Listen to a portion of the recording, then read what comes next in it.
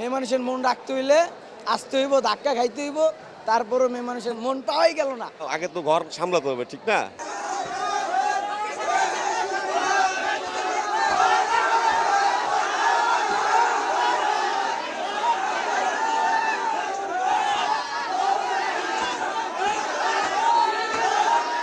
ভাই পরিবার নিয়ে আইছি একটা ছবি দেখার জন্য, হ্যাঁ, কিন্তু ভাই মনে হয় পরিবার বাইরে খাড়া করা রাখছি, ভিতরে 2.5 ঘন্টা ধরে ঘুরপা খাইতেছি ভাই একটা টিকিট নেওয়ার জন্য। টিকিট গুলো বাইরে ব্রেক করে দিছে, 100 টাকার টিকিট 500 টাকা ভাই, মানে টাকা কি ভাই মূল্যায়ন দেয় টাকার। এই যে আপনারা এতক্ষণ ধরে তাদের সঙ্গে টিকিট নেওয়ার চেষ্টা করছেন, আপনারা কাউন্টারে ধাক্কাধাক্কি করছেন, কিন্তু কোনো ফল পাচ্ছেন?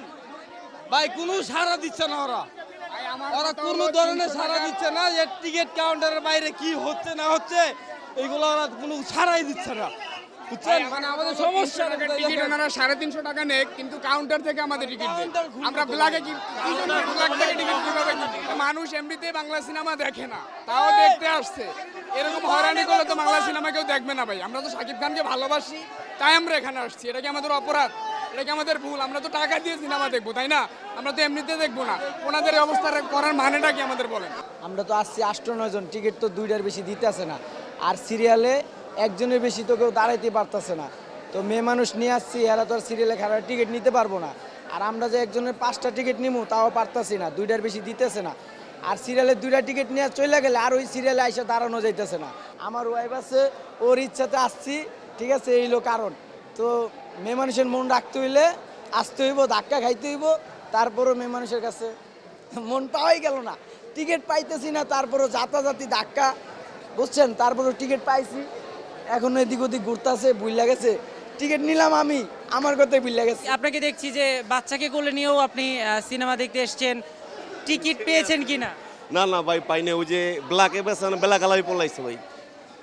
ব্ল্যাক হলেই যারা ব্ল্যাকে টিকিট বিক্রি করছে তাদেরকে এখন খুঁজে পাচ্ছেন না? না না, একদমই খুঁজে পাচ্ছি না। ওই ক্রামবোর্ডের সামনে গেছিলাম, ওই জায়গায় খুঁজে পাইনি। মানে ব্ল্যাকে হলেও টিকিট কেটে আপনি সিনেমা দেখছেন? অবশ্যই না, ওদের নিয়ে আসছে ঈদের খুশিতে, ঈদের ঈদের আনন্দ ভর্তি করতে। মানে ঈদের আনন্দ তো মারতো বনার মতো ঢলা নিয়ে যেতেছে।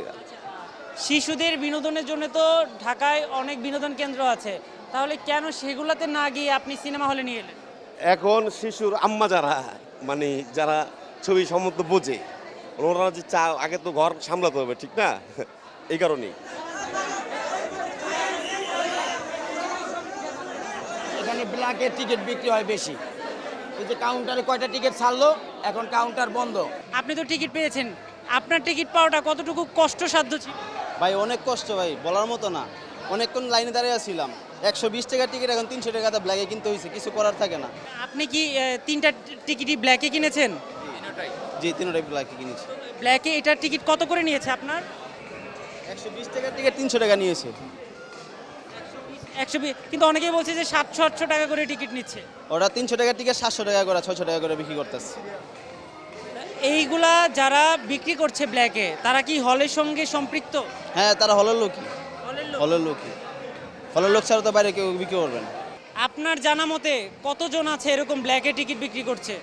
আমি আসার পর থেকে, আমি যে সিরিয়ালে ছিলাম, মনে হয় যে 1-150 লোক মানে বাইরে থেকে কিনেছে, ব্ল্যাকের থেকে কিনেছে। সিরিয়ালের মানুষ এখনো পায়নি, সিরিয়ালে এখনো দাঁড়িয়ে আছে, কিন্তু পাওয়ার আশা করতে পায়নি। টিকিট না পেয়ে ব্ল্যাকে টিকিট কেটে তারপরেও সিনেমা দেখবেন, কেন এই সিনেমাটা দেখার জন্য এত আকাঙ্ক্ষা? এটা ভাই একটা আতঙ্ক, তুফান দেখবো আমরা, ঠিক আছে, সাকিব খানের তুফান দেখবে, এটা একটা আকাঙ্ক্ষা। আর এটা একটা মনে করেন যে আশা নিয়ে আসছি, না দেখতে পারলে তো এটা আশাটা থাকবে না। দেখার জন্য তো একটা স্বস্তি পাবো, দেখা যাক, সমস্যা নেই, আশা তো থাকবে।